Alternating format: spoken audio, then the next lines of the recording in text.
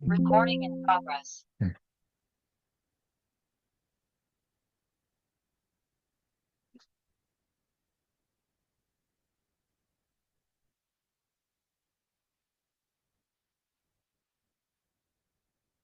디모데후서 2장 1절에서 13절. 내가 내 아들아 그러므로 너는 그리스도 예수 안에 있는 은혜 가운데서 강하고 어 그 디모데후서입니다. 1장 이틀 동안 묵상하고 이제 2장 들어갔는데 어제는 그 예수님이 우리를 불렀다. 우리의 사명이다. 너와 내가 고난을 당하자. 그렇게 얘기를 했습니다.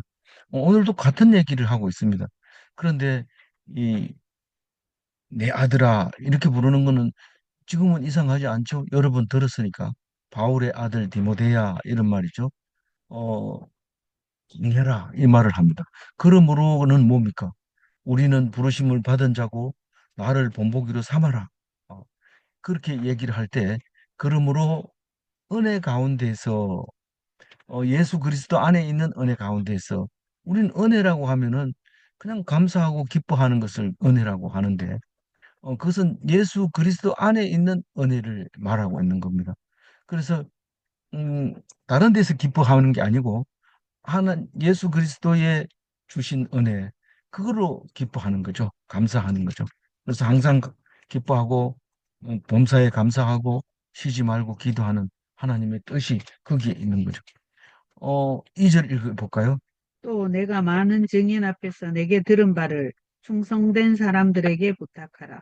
그들이 또 다른 사람들을 가르칠 수 있으리라. 이건 뭐 말씀을 가르치라는 얘기죠. 그걸 부탁한다. 그래. 1절은 강해라 그 말이고 2절은 부탁해라 이 말입니다.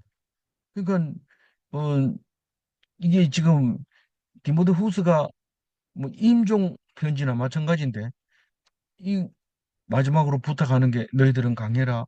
이는 부탁해라 이 말은 무슨 말입니까? 전수해라. 세 번역에서는 전수해라 이 말이고 공동 번역에서는 전해라 이러고 킹 제임스 버전에서는 맡겨라 이 말인데 그러니까 뭐를 맡기라는 거예요? 복음을 맡기라는 누구에게? 다른 사람, 예, 충성된 사람. 내게 들은 바를 충성된 사람들에게 부탁 말해라. 그 충성되다는 얘기는 어, 안 듣는 사람은 충성되지 않는 거죠. 듣는 사람은 충성된 겁니다. 그러니까 자꾸 그걸 죽이면은 듣는 사람은 충성된 사람이고 그 사람은 부탁을 받은 거고 이렇습니다.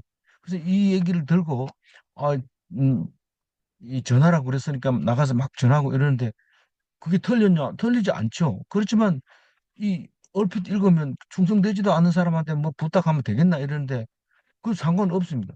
그냥 전해가지고 잘 들으면 충성된 사람이고 그 사람에게 내가 전했다. 그런 말이거든요.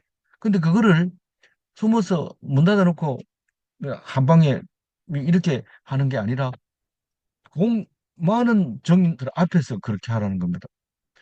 그럼 뭐 하다시 성교회는 뭐 둘이 앉혀놓고 사모님하고 맨날 둘이 하는데 그게 많은 정인이 있습니까? 그래서 유튜브에도 올려놓습니다. 뭐라 우리 해놨는 거 있다. 그렇게 말하는 거죠. 그 많은 정인들 앞에 이 말은 공개적으로 예, 근데 이단들은 숨어가지고 아무도 못 오게 하고 맹세한 사람들만 들어오게 하고 비밀리에 가르치고 그런 것을 볼 수 있는데 그래 하지 말고 공개적으로 가르치라는 거죠. 네가 많은 정인 앞에서 이 또라는 거는 강하고 또 부탁해라 이 말입니다. 네 스스로도 똑바로 서 있어야 되지만 꼭 말씀을 전해라. 뭐를 전하면 내게 들은 바를 전해라는 부탁하라는 거죠. 내게 들은 게 뭐예요? 복음이죠. 말씀이죠. 그래서 음,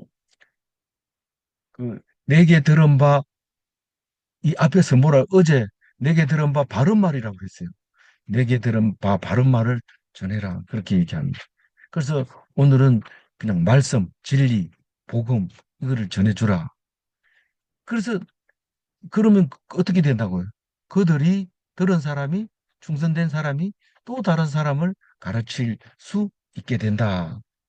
또 다른 사람은 새신자를 말하는 거죠. 또 새신자를 낳을 것이다.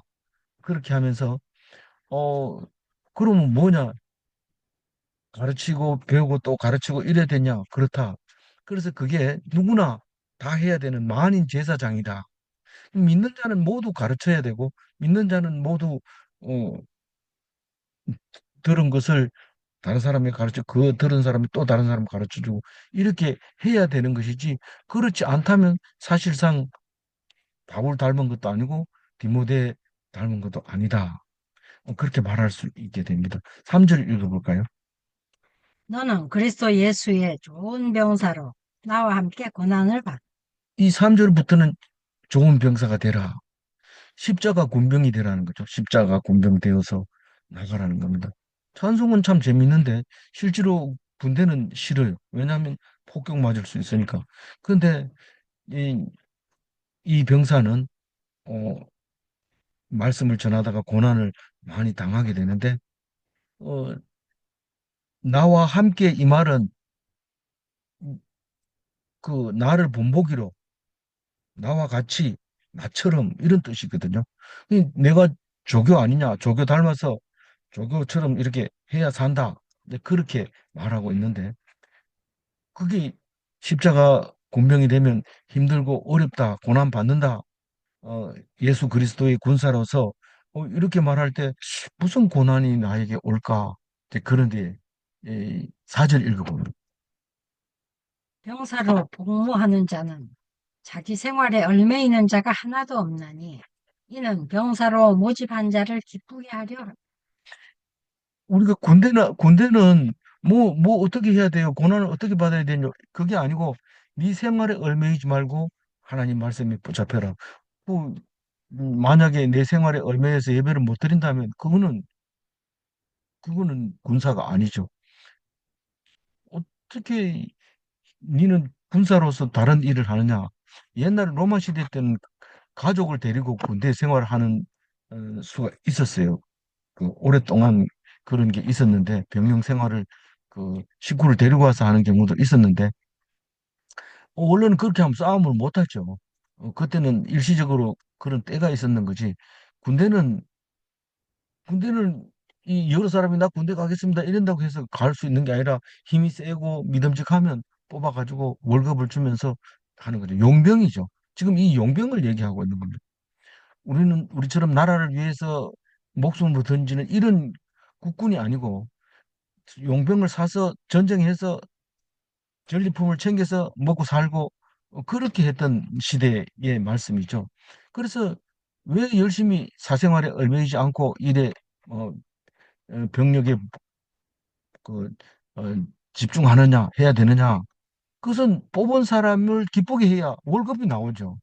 뭐 니는 하라는 대로 안 했으니까 월급 안 줘 이러면 시큰 고생하고 굶게 됩니다. 그런데 병사로 모집한 자를 기쁘게 해주면 월급도 받고 어, 하는 거죠. 이거는 법이 없으니까 이런 말로 표현한 거지. 이 자기 멋대로 하면 군법에 해돼 가지고 해부되면은 그때부터는 음, 감옥에 군 감옥에 있든지 아니면은 쫓겨나든지 그렇게 되는 처형. 거예요. 예. 처형을 당하든지 그렇게 되는 거예요. 그러니까 군사로서의 음, 그런 게 얽매이어서는 절대로 안 된다.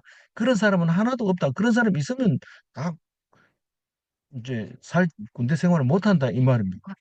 그래서 우리는 누가 나를 군대로 뽑아줬어요? 하나님이 예수님이 부르셨기 때문에 우리가 사생활을 버린다는 것은 누구를 기쁘게 하는 거예요? 예수님을 기쁘게 하는 거예요. 사생활을 버림 우리가 사생활을 잘하려고 교회 가는 거지 잘 못하려고 하냐 이런데 예수님은 다 버리면 이 땅에서 배로 받고 천국에서는 더 많이 받는다 이런 얘기를 합니다. 그러니까 어, 이 예수님의 군사는 음, 딴 생각하지 마라 이 말인데 고난을 받으라 이 말을 맨 처음에 시작을 한 겁니다.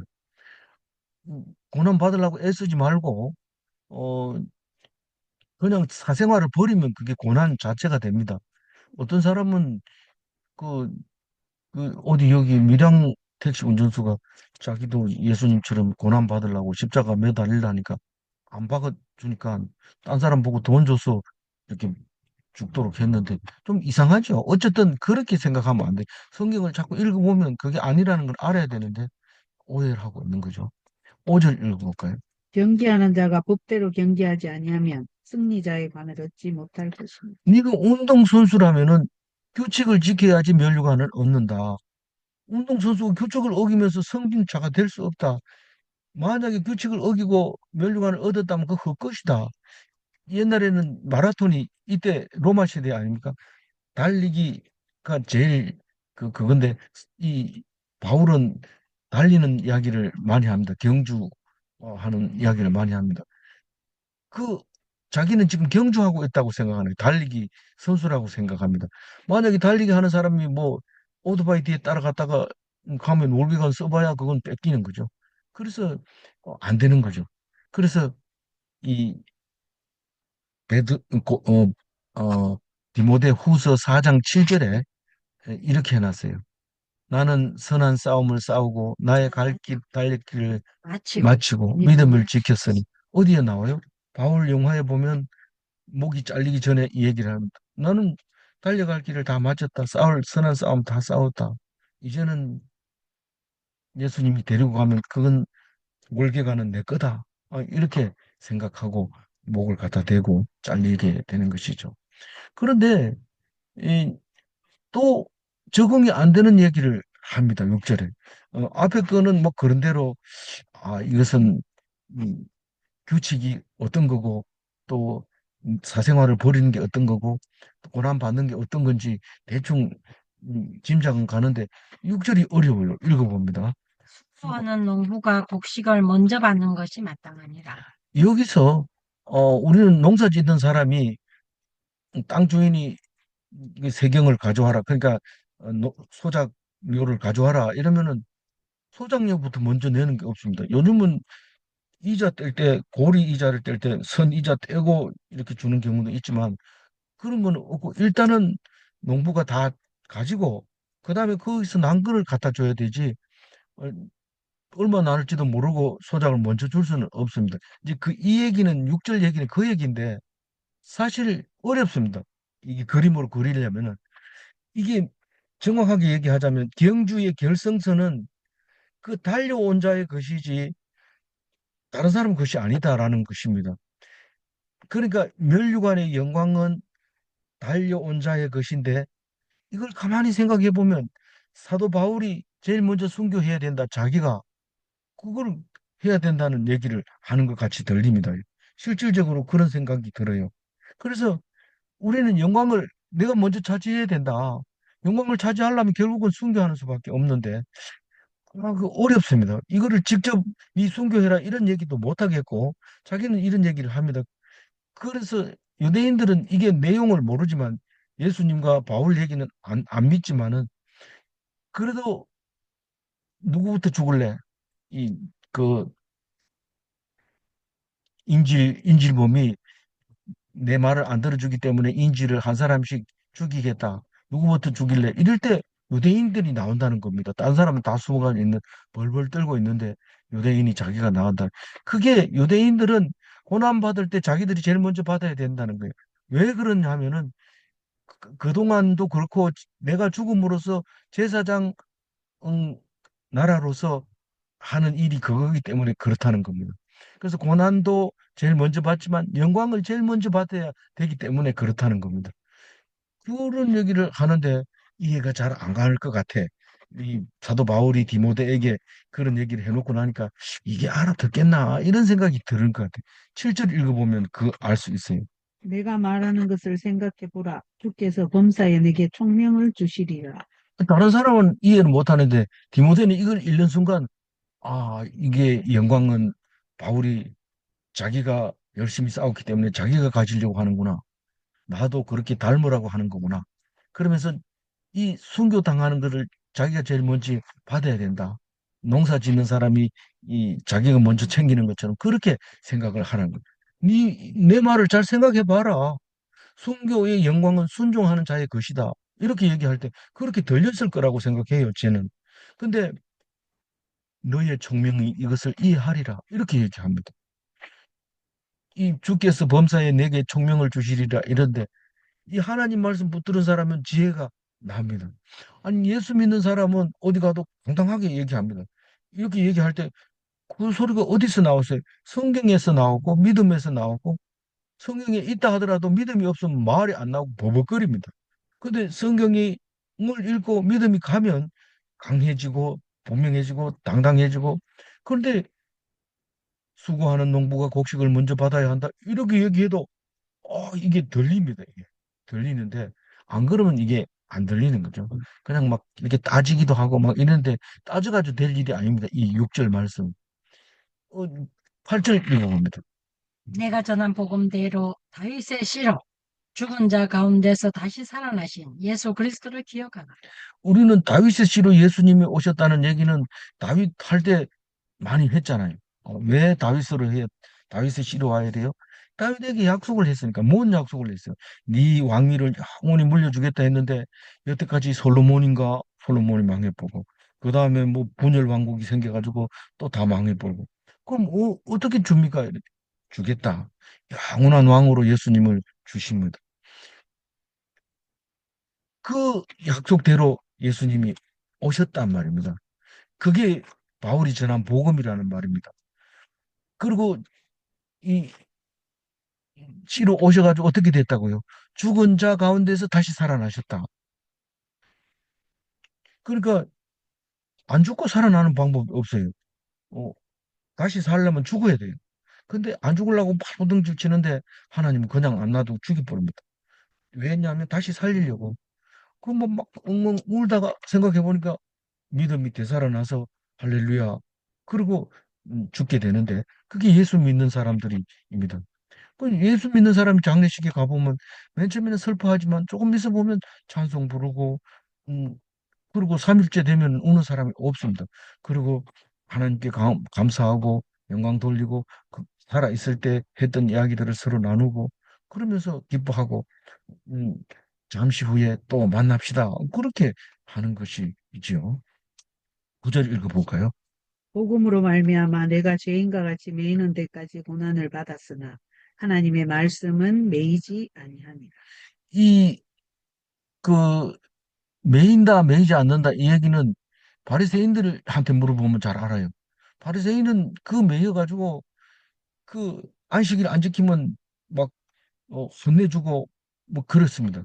그런데 어, 예수님이 오셔가지고 안식일의 주인이 나다 이러니까 자기 멋대로 하는 거죠. 그러니까 도저히 용서할 수 없다, 이래서 신성모독으로 죽게 되는데, 우리는 지금 그래 하면 안 됩니까? 지금도 우리도 예수님하고 똑같이 얘기하면 부릅니다. 불러가지고 그런 얘기 하지 마라, 이러다가 아주 죽을 수도 있습니다. 구체적으로는 얘기할 수 없죠. 그거는 음, 분명히 말씀을 듣고 읽어보면 그런 가능하다는 것을, 예수님이 그렇게 죽었다는 것을 알게 됩니다. 나는 이 복음으로, 구절 말씀이 이, 어, 복음 복음으로 말미암아, 이 말은 나는 이 복음으로 고난을 받고 죄인처럼 예수님처럼 그렇게 그 고난을 받지만은, 그러나 하나님 말씀은, 그게 이제 율법주의가 아니라는 뜻이고 하나님 말씀에 매이지 아니한다는 거고, 좀 어렵긴 해도 야고보서 2장 12절에 보면 이렇게 말합니다. 너희는 자유의 법대로 심판받을 자처럼 말도 하고 행하기도 해라. 이 말은 율법주의처럼 그렇게 무거운 짐이 돼서는 안 된다. 율법이. 음, 율법이 너에게 은혜를 줘야 되지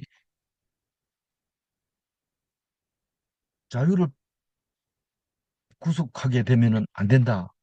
그래서 자유롭게 하되 결국은 그 말과 그 행동으로 말미암아 우리는 나중에 심판을 받는다. 지금 세상에서는 이걸 아주 나쁘게 심판하지만 결국 그날이 오면 그 심판이 영광의 심판으로 돌아간다는 거죠.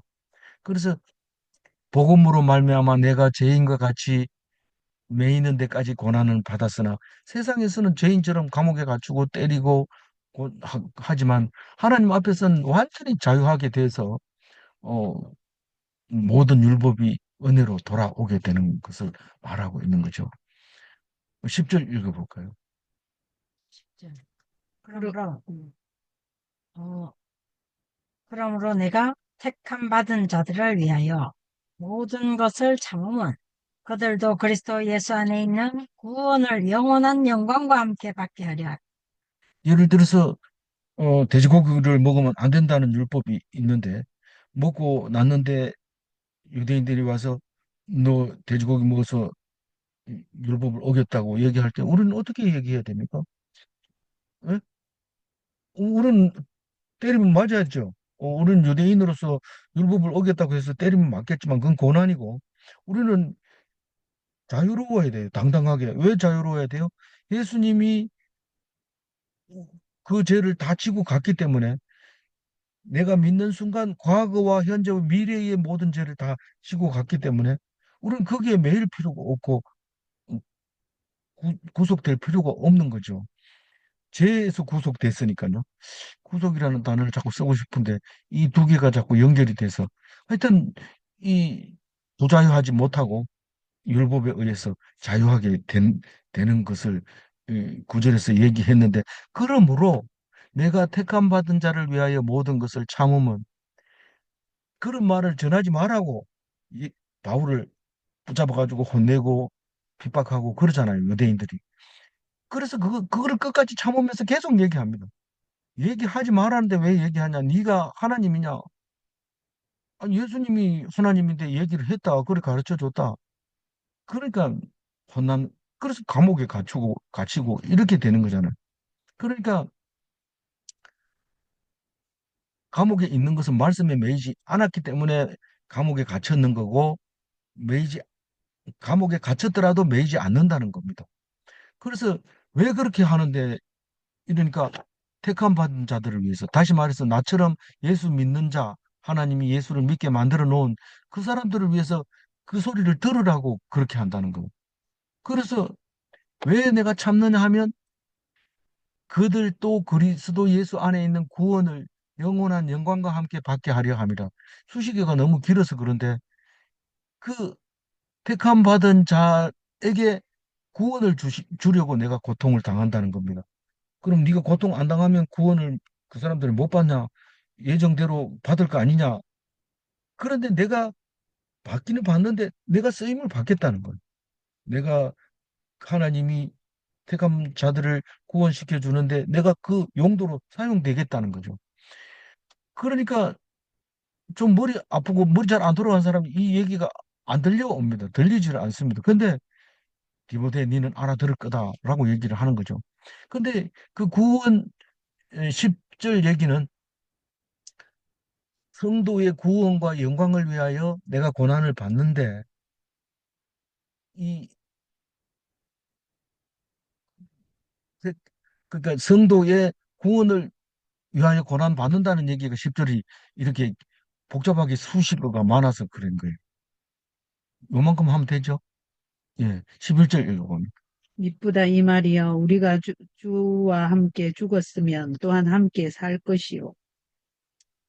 어, 요 10절 끝에 보면은 구원을 영원한 영광과 함께 받는다는 것은 구원도 받고 영광도 받는다 이 말이 이 인걸 거야. 네. 어, 어, 그러니까 정하여 받는 거. 구원을 받고 영광을 받는다. 음, 예. 영광이 뭐죠? 구원 받으면 하나님이 그걸 영광으로 생각하는 거죠. 우리에게는 구원이고 하나님의 영광이고 모든 영광은 하늘의 것이니까 우리가 구원받으면 하나님의 영광이고 또 믿지 않는 대적자들은 심판이고 그래서 심판과 영광과 구원은 같이 일어나는 거로 우리가 늘 알아고 있죠. 그런데 믿보다 이 말이여 믿을 만한 말이여 이런 말이잖아요. 우리가 주와 함께 죽었으면 또한 함께 살 것이요. 이것은 잘 아는 구절이잖아요. 주와 함께 죽었으면 이게 과거예요. 과거고 주와 함께 살리라 이런 미래예요. 다시 말해서 예수님이 다시 오실 때 우리가 살아나는 거고 우리가 주님과 함께 십자가에 내 자신을 십자가에 못 박혀서 나 자신을 살려고 하지 않고 그냥 죽었다면은 때려도 그냥 뭐 인내할 수 있는 사람은 죽었다고 봐야 되죠. 그렇게 죽었다면은 마지막에 그날이 오면 살게 될 거다. 그 얘기를 하고 있어요. 12절. 참으면 또한 함께 왕 노릇할 것이요 우리가 주를 부인하면 주도 우리를 부인하실 것이라. 다윗의 후손을 온 이유는 딴 거 없어요. 영원한 왕위를 주겠다고 한 예수 그리스도가 왔기 때문에 우리는 왕이 돼야 돼요. 우리 그냥 예수 믿는다 이것만 가지고 기뻐하는 게 아니라 네가 왕 노릇 하느냐 그건데 왕 노릇 하려면 뭐 해야 된다고요? 참아야 된다죠. 참은. 참는 것은 믿음 없이는 참을 수가 없어요. 믿음 없이 참는 거는 결국은 끝에 가서 딴소리 하는 거죠. 믿음으로 참으면 처음이나 끝이나 똑같이 참을 수 있어요. 그래서 그렇게 해야 왕노릇 한다는 거죠. 음, 그러면 언제까지 참느냐? 순교하기까지 참는 거예요. 그럼 왕노릇 하는 거예요. 아, 나는 왕노릇 안 하고 그냥 순교 안 하고 이러면 안 돼요. 이런데 그 되죠. 되는데 그게 불신자죠. 왕노릇 하는 게 아닙니다. 그리고 우리가 주를 부인하면 뭐 예수 믿는다고 그래 되겠어요? 이러면 그건 부인하는 거고 아 싫습니다. 이래도 부인한 거예요. 그게 가치를 모르니까 싫다고 얘기하는 거죠. 가치를 알면 그런 말을 못 하는 거죠. 니 죽을래 살래 이랬을 때 살고 싶어요. 이게 진실이지. 죽고 싶어요. 이런 사람은 그거는 뭐 아니잖아요. 그건 정상적이지 않나. 물론 남이 볼 때는 정상적이지 아닌 것처럼 보일지라도 그거는 아닌 거죠. 그러니까 우리가 안다면 절대로 부인할 수가 없는 거죠. 우리가 주를 부인하면 주도 우리를 부인하실 거죠. 마지막 절 13절 읽어보면 우리는 믿음이 없을지라도 주는 항상 믿으시니 자기를 부인하실 수 없으시리라. 이런 성경 구절은 여러 번 나옵니다. 우리가 하나님이 우리에게 약속을 했습니다. 적과 꿀이 흐르는 땅으로 너희들을 인도하겠다 약속을 했는데 그 약속을 내 말을 들으면 약속의 땅으로 인도해 주겠다 이런데 말 안 듣습니다. 안 듣는데도 안 들으면 그럼 계약 파기다 이러면 되는데 수없이 계약을 파기한다고 공갈 쳤어요. 그래 놓고는 결국은 너희들은 변덕을 부려도 끝까지 사랑한다. 그게 아버지의 사랑입니다. 아버지는 아들을 몇 번씩 죽인지 모릅니다. 네 이거 안 해놓으면 죽인다 이러고 혼내준다 이래놓고 그냥 놔두거든요. 그 우리는 하나님 말씀 들으면서 늘 그런 생각을 하고 있는 우리는 죽을 죄인인데도 불구하고 안 죽이고 살리고 오히려 그 아들을 위해서 하나님이 사람이 돼서 내려오신 이야기거든요. 그러니까 우리는 믿음직하지 못할지라도 주는 믿음직하시니 자기를 부인할 수 없으시리라. 우리를 그렇게 너희들 위해서 내가 왔다. 너희들 대신해서 죽는다. 이래 놓고 이제 와가지고 난 안 그랬어. 이렇게 얘기를 할 수가 없다는 거죠. 그러니까 예수님의 말씀은 안 변한다. 영원히 안 변한다. 이 지구는 없어져도 예수님 말씀은 없어지지 않는다. 그 말이죠. 그게 비슷하게 그렇게 나가는 거예요. 하나님의 사랑이라고 하는 것이 딱 떨어지게 아버지와 아들 사랑 그 말고도 이렇게 보편적인 대등한 위치에 놓고도 말씀이 이어질 수 있는 게 주는 믿음직하다. 그러니까 부인할 수 없다. 이렇게 얘기를 하고 있는 거죠. 만약에 부인한다면 아무것도 아니죠. 그냥 부인해도 뭐 한 사람으로 남는 거 아니냐? 그게 아니고 예수님은 그런 분이 아니고 우리를 위해서 죽으신 분이 예수님이지 어떤 사람이 나를 위해서 죽는 게 아니고 우리를 위해서 죽으신 분이 예수님. 거꾸로는 안 됩니다. 바로는 돼도 거꾸로는 안 됩니다. 이 사람이 우리의 죄를 사해 준 게 아니라 하나님이 우리의 죄를 사해 줬기 때문에 그분이 예수님이라는 거죠. 13절 다시 한번 읽고 마무리할게요. 우리는 우리는 믿음이 믿음이 없을지라도 없을지라도 주는 주는 항상 항상 믿으시니 믿으시니 자기를 자기를 부인할 부인하실 수 수 없으시리라. 없으시리라. 부인하실 수 없습니다. 우리의 믿음은 주야로 변덕스럽습니다. 예수님의 말씀은 믿을만 하십니다. 질문합니다. 우리의 믿음은 미래를 장담할 수 없는가? 오늘 잘 믿는 것 같아도 진짜 잘 믿는 나 절대로 하나님 안 떠날 거라고 그래도 떠날 수 있습니다. 그러나 우리는 믿을 수 없지만 질문 2. 다만 오직 현재의 믿음으로 과거와 미래를 확신하는가? 그렇습니다. 내가 지금은 죽을 때까지 하나님 믿는다. 그건 믿는 거예요. 과거에도 내가 잘 안 믿은 것 같지만 하나님은 나를 사랑하셨고 나를 이때까지 인도해 왔다. 과거와 미래는 내 현재의 믿음으로 하나님의 아들이 된 거지. 뭐 나중에 믿어가지고 하나님 아들이 된다든가 과거에 믿었기 때문에 내가 오늘 안 믿어도 된다든가 이런 말은 없다는 얘기입니다. 오직 현재의 믿음이 과거도 미래도 신자로 만들어준다. 그 얘기. 기도하겠습니다. 하나님 감사합니다. 사도 바울이 이 편지를 보내놓고 얼마 안 있어서 목이 잘립니다마는 우리는 이 말씀을 그냥 가벼이 여기며 우리의 삶이 아직도 많이 있는 것처럼 여기며 넉넉하게 살아가고 있습니다. 그러나 그날이 속히 온다면 우리는 부끄러움 당하지 않도록 말씀에 꼭 붙잡혀 있게 하여 주옵소서. 하나님 말씀이 날마다 새롭게 들리고 새로운 말씀으로 주셔서 하나님을 더욱 더 가까이 갈 수 있는 좋은 시간들이 되게 하여 주실 줄 믿습니다. 그렇게 하여 주실 줄 믿사옵고 감사하며 우리 주 예수 그리스도 이름으로 기도 올리옵나이다. 아멘.